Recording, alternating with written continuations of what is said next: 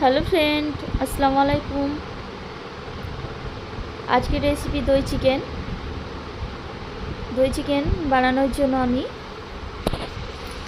Chicken নিয়ে নিয়েছি এবং চিকেনকে কেটে পরিষ্কার করে নিয়েছি এবং এগুলোকে ভালোভাবে কাট করে নিয়েছি। যে আমি এভাবে কেটে নিয়েছি মাংসগুলোকে।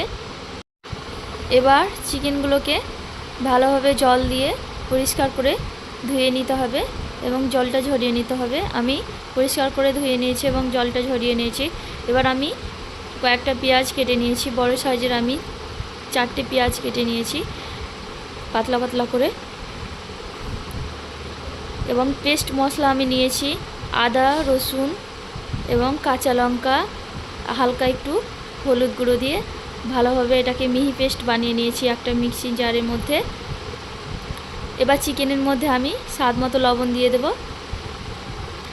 সে বেটে রাখা মশলাটা আমি দিয়ে দেব চিকেনের মধ্যে।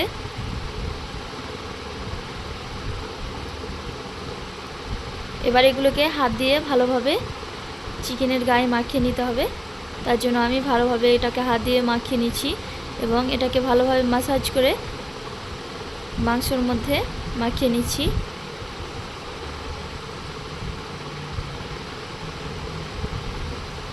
এবার যেটা করতে হবে সেটা হলো প্রথমে গ্যাসটা জ্বালিয়ে নিতে হবে। তারপর আমি গ্যাসটা জ্বালিয়ে নিয়েছি। এবার আমি গ্যাসের উপরে কড়াই বসিয়ে দেব। কড়াইটাকে গরম করে নেব। কড়াইটা আমার গরম হয়ে গেছে। এবার আমি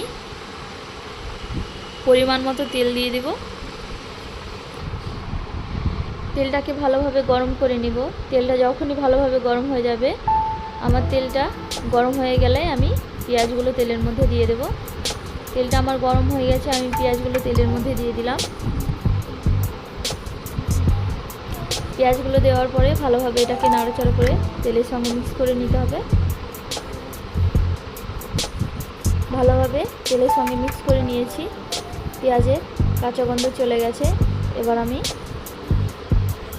কাশ্মীরি রেড চিলি পাউডার মানে কাশ্মীরি লঙ্কার গুঁড়ো আমি দিয়ে দেব। লঙ্কার গুঁড়োটা দিয়ে ভালোভাবে নাড়িয়ে নিলাম তেলের মধ্যে। এবার আমি ম্যারিনেশন করা মাংসটা দিয়ে দেব।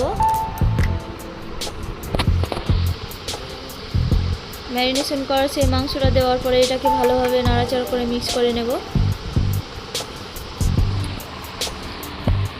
আমার ভিডিওগুলো ভালো লাগলে তোমরা লাইক করে দিও। আমার চ্যানেলটাতে যারা নতুন তোমরা আমার চ্যানেলটাকে সাবস্ক্রাইব করে দিও এবং বেল আইকনটাও ক্লিক করে দিও যেন আমার রেসিপিগুলো তোমাদের কাছে পৌঁছে যায়।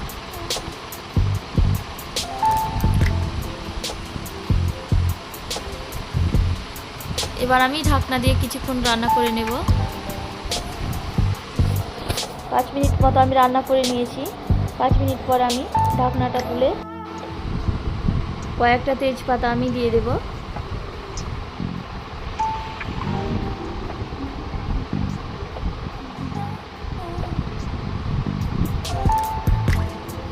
কয়েকটা তেজপাতা দেওয়ার পরে আমি ভাজা জিরে গুঁড়ো দিয়ে দেব 1/2 চামচ পরিমাণ।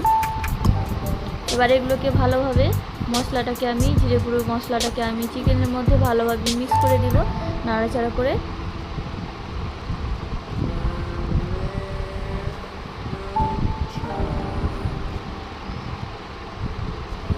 এই দই চিকেনের রান্নাটা খুবই টেস্টি হয় এবং এটা খেতেও খুবই ভালো হয়। আমি ঢাকনা দিয়ে আবারও কিছুক্ষণ রান্না করব। ততক্ষণ আমি দইটাকে ভালোভাবে একটা পাত্রে নিয়ে সেটাকে ফাটিয়ে নেব। আমি একটা বাটির মধ্যে 2 থেকে 3 চামচ পরিমাণ দই নিয়ে সেটাকে ভালোভাবে ব্লেন্ডারের সাহায্যে ফাটিয়ে নিচ্ছি। তোমরা চাইলে চামচের সাহায্যে এটাকে ভালোভাবে মসৃণ করে নেবে।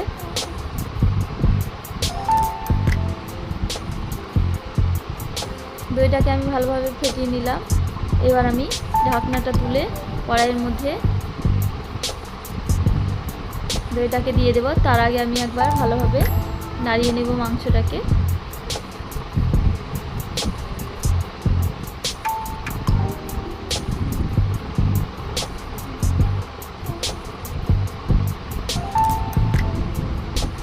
আবারও আমি একটু ঢাকনা দিয়ে রান্না করলাম 1/2 মিনিট মতো। এভাবে জলটা শুকিয়ে গেছে এবং তেলটাও ছেড়ে এসছে। এই পর্যায়ে আমি সেই ফেটিয়ে রাখা দইটা কড়াইয়ের মধ্যে দিয়ে দেব।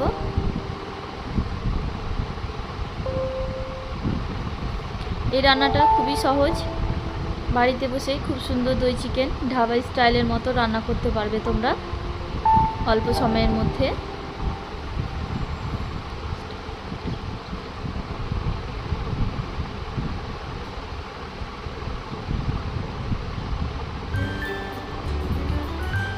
দইটা দিয়ে ভালোভাবে আমি নাড়াচাড়া করে মিক্স করে নিচ্ছি।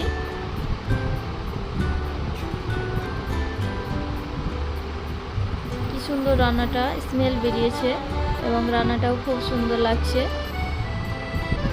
দইটা দেওয়ার পরে আমি একটু এটাকে ভালোভাবে ফুটিয়ে নেব। ফোটানো হয়ে গেছে, এবার আমি একটু এখানে জল দিয়ে দেব। জল দিয়ে আমি ঢাকনা দিয়ে কিছুক্ষণ রান্না করব।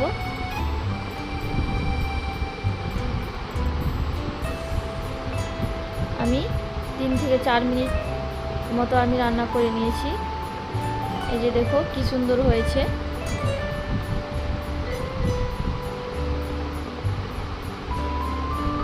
প্রায় আমার রান্নার শেষের দিকে। এবার আমি গরম মশলা গুঁড়ো দিয়ে দেব অল্প পরিমাণে এবং এটাকে আবারও মিক্স করে নেব। এটা দেওয়ার পরে অনেকটাই ফ্লেভারটা আরও ভালো হয় এবং এটা অনেকটা টেস্টি হয়। রান্নাটা আমার কমপ্লিট হয়ে গেল। এবার আমি কড়াইটা গ্যাসের উপর থেকে নামিয়ে নেব।